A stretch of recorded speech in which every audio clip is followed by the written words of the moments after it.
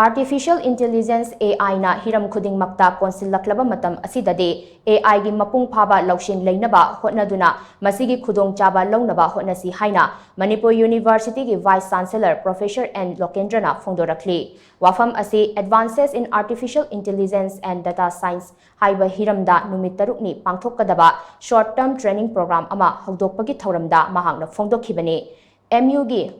Malavia Mission Teacher Center amasung Department of Computer Science anina sillaga court holda pangthokhiba thauram aduda Lokendra na hai haujikki matamda paikhatba thabak thauram khudingmak Artificial Intelligence AI ga mari leinadaba yauraktre mahai machine research healthcare management amadi lengaklon gi thabak thauram pumnamak AI na achauba mafam ama kanba haurakli phibam asida aikhoisu AI gi maramda ningthina khangdaba yadabagi tanja ama lakle masina Thabak mafamda aikhoina mayoknaba khudong chadabasing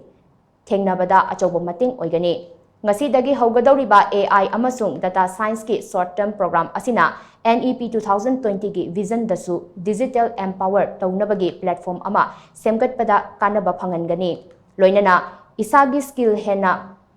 machin tumhannabagi machak amasu oigani Manipur University gi academic planning na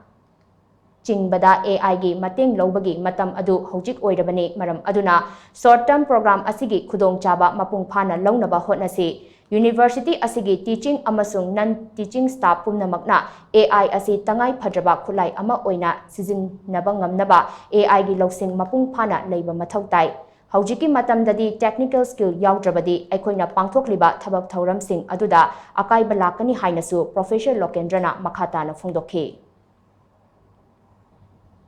Artificial intelligence has permeated in each and every aspect of our life, be it educational system, healthcare system, management system, everything. It is permeated in some form or other. Therefore,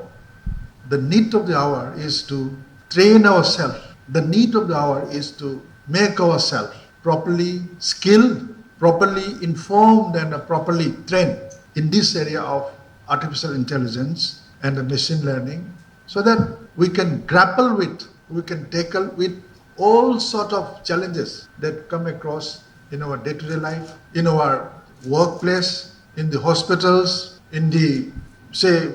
in the railways, in the metros, because in some form or other, artificial intelligence, when we are sleeping, scientists all across the globe, they are working on how to, make this artificial intelligence grow, how to make this artificial intelligence usable, for the overall growth and development in the production system, in every way of life.